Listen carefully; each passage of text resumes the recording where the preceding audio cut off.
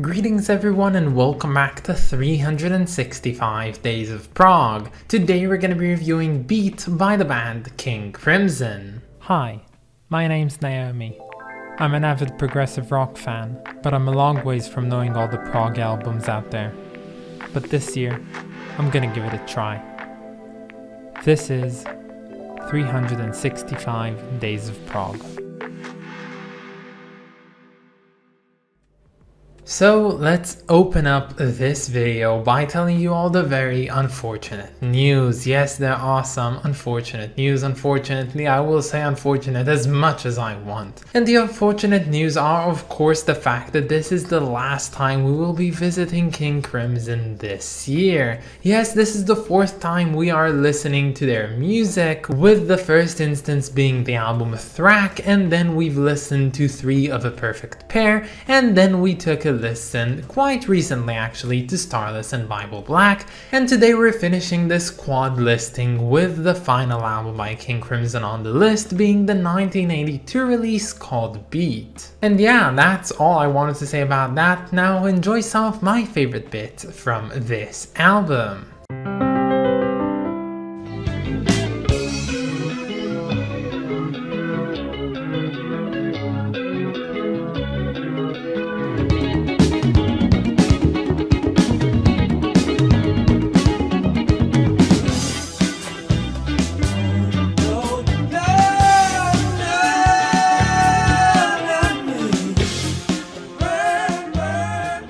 So in 1975, King Crimson would release one of their pinnacle albums being Red. Now, of course, I'm saying pinnacle, a lot of people have varying opinions about what their best album is. Of course, you always have the purists who think that the debut is their best, and then you have people like me which think Lark's Tongues in Aspic is just a masterpiece, and of course you have a lot of people which like the darker and heavier side of King Crimson which think that Red is their best.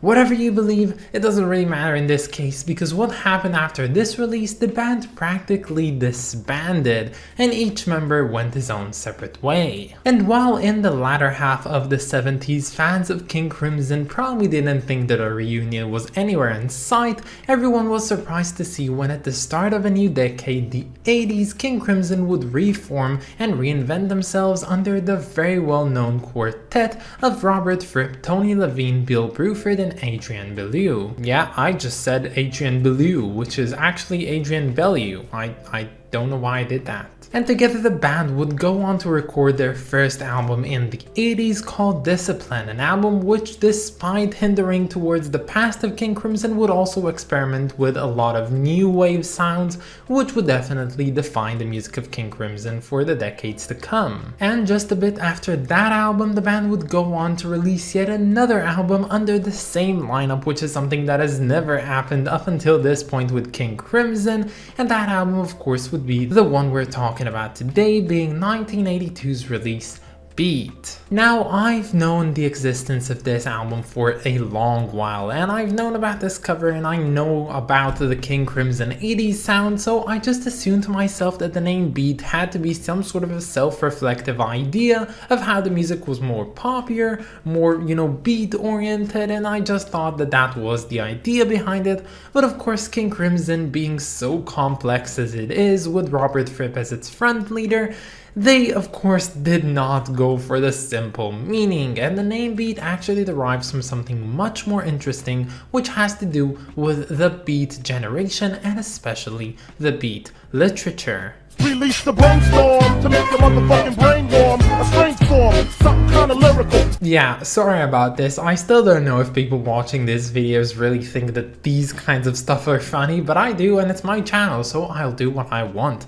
But anyway, I know that this is a King Crimson video and we're supposed to talk about King Crimson, but when I searched this up on Wikipedia and I started researching about the beat generation and beat literature, I went down this very intriguing rabbit hole, and I just wanted to share with you some of it because I think it is very much interesting and well worth my time in this video. So in a post-World War II US A lot of people were now self-reflecting on politics, society, and humanity as a whole after seeing the worst side of humanity up until that point basically unfold in the happenings of World War II. And well, all of these ideas and ideologies and thoughts about life and people culminated mostly in the 60s with the flower power movement and the hippie culture. But you know what? Something that I've never really done was to stop by and think to myself, what happened in the 50s, the decade right after the war?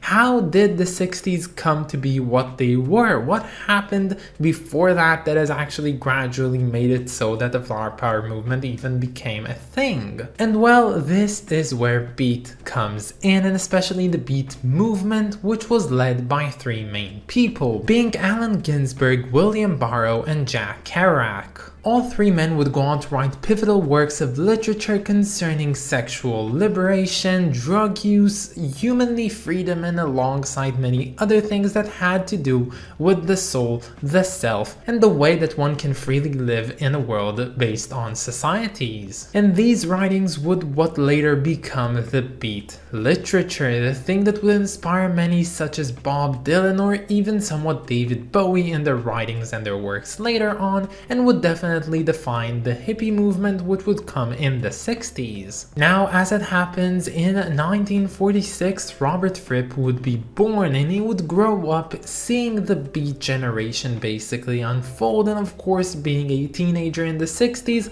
a lot of these ideologies and ideas as a whole would probably linger around him and cause various influences on him. And that is of course not to put aside the importance of the rest of the band, which were all at the same age around about, and they were all influenced probably from the same sources. So coming back to today's topic, we're talking about Beat by King Crimson, and despite this album coming out around about 3 decades after the beat movement was established, this one still lingers and actually pays some sort of an homage to the beat movement. And you can see this all throughout the albums, especially in the song titles, much like the first song called Neil and Jack and Me, which of course refers to Jack Kerouac, the writer which I've told you about before, as well as Neil Cassidy, yet another influential beat writer. And just as an added bonus, this song actually picks up right from where Discipline ended, with both Adrian Bellew and Robert Fripp just dueling the guitars and changing time signatures, while this time it sounds quite the same, it is in a slower tempo. The second song, Heartbeat, actually shares the name to a self-reflective book written by Neil Cassidy's wife about the beat movement. Sartori in Tangier actually refers to the place where most of the beat writers resided back in the movement days, and this song also happens to be one of the 2 instrumental pieces on the album, with this one being led by no other than Tony Levine and his Chapman stick. Waiting Man is actually quite an outlier, being one of the 2 songs on the album with no direct influences taken from the beat movement. Neurotica is the name of one of the songs on the album and also a name of a very famous beat magazine,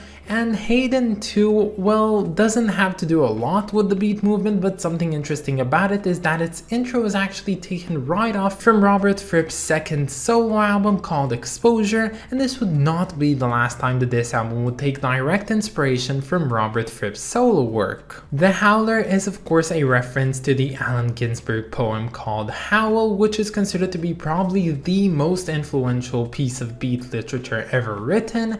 And lastly we have Requiem, which is, as I said, the second song on the album without a direct connection to the beat movement, but this one has a very interesting story of its own. You see, Requiem is actually an instrumental piece which is mostly built around improvisation set to the backdrop of a live recording taken from the 1970 tour of the Frippertronics. But you see, this song was recorded in segments, and when I say this I mean that at one point Tony Levine and Bill Bruford went into the studio to record the rhythm section for this song. They did so, they finished with it, and they went on their way. And then the following day, or maybe the next day, I couldn't really find any right source, it says that Adrian Bellew went into the studio and recorded the guitar part for this song as well. Now afterwards, Robert Fripp, without really notifying anyone, went also into the studio and recorded his guitar part for the song.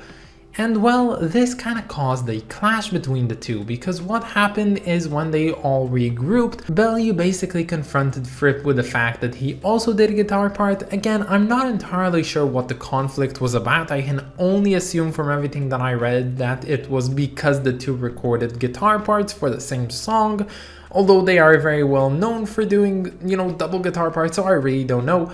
But Bellew was angry and he told Fripp to leave, and Fripp, obviously upset, actually obliged and went ahead and just ceased communications with the band for 3 extra days. Now fortunately, afterwards apologies were said and everything was technically fine, but the band practically disbanded all the way until their 1982 tour of this album. And well, this hidden story about the band at the time actually reveals some unspoken truths about how this album was made, with a lot of the band members revealing that, well, making Beat wasn't really a very joyous ride. The band members really didn't feel like willing participants in this type of making for this album, and despite the fact that it actually succeeded quite a bit and the tour went fantastically, the band wouldn't really be proud of this album, seeing it as some sort of a black stain on their personal reputation. Now personally, if you know me, I'm not that big of a King Crimson fan. I like a lot of their music, but I just kinda like it. I'm not too overly obsessed by it,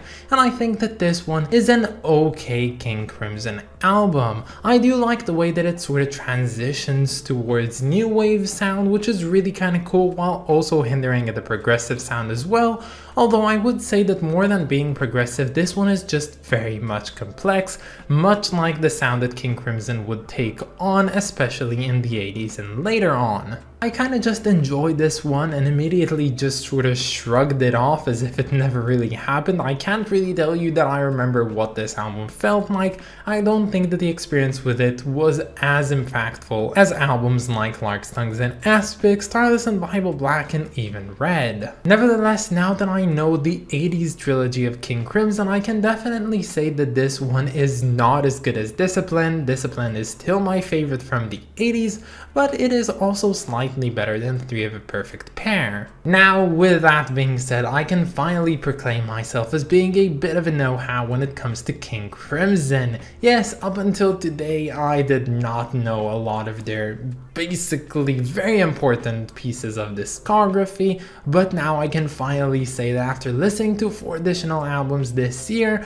I know all their studio albums from 1969 all the way to 1985, and I couldn't honestly be happier because I love the fact that I finally know this band, really the forefathers of prog, and I can definitely say I'm not a big fan. I'm just kind of okay with their music. I have some pieces that I like more, some pieces that I of course like less. A lot of it is forgotten on me, but as a whole, I can definitely say that King Crimson are an okay band, and that's where I stand with it.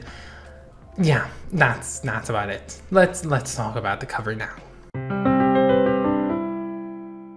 Yes, as I said, being mistaken about the idea of why this album was called Beat in the first place had a lot to do with this cover as well. Something about the 8th note quaver just felt to me like, beat, it's just, fun and upbeat and stuff like that, but apparently it isn't, but that's what I felt from it. Anyhow, I love this cover, especially when it comes in the context of the 80s trilogy. I just love the fact that all 3 covers together of Discipline, 3 of a Perfect Pair, and of course Beat together just look so sublime. But even on its own, it's a very recognizable cover, and despite finding a version of it that has some subdued colors, I have no doubt that anyone watching this video or anyone that has seen this thumbnail would have recognized this album cover right away. And it's one thing that a lot of people don't really think about, but consciously choosing a themed design and actually sticking with it is a bigger task than one might believe, and I love the fact that they managed to do and go through with it, because it has resulted in a very interesting legacy of 3 very special albums for decades to come. So when it comes to the rating, this one gets a very simple rating of 7 out of 10.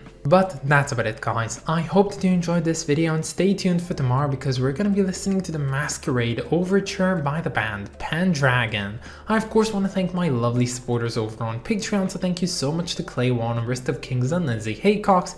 You guys are just the best, and if any of you want to support me over on Patreon, you can find the link down in the description or in my About page. But that's about it, guys. Have a wonderful day and I'll catch you all tomorrow. Bye, guys.